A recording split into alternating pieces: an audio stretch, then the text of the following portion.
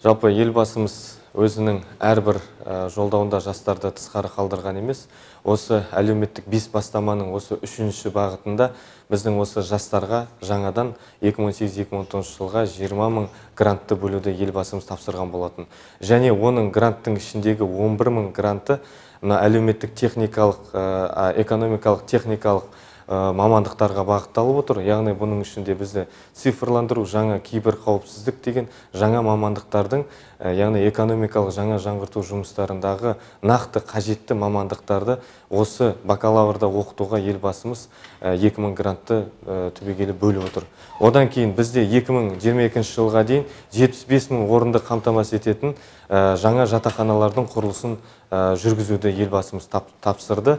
Бұл яғни бізде 2022 жылы түбегейлі жатақханалардың тапшылығын жоюдың басты мүмкіндігі осы болып отыр. Бұл жастарға үлкен жасалып отқан мүмкіндік, жастарға беріліп отырған үлкен сенім. Осы сенімді біздің жастар ақтап, білім саласында, қай салада болса да жастар тек алда болу керек.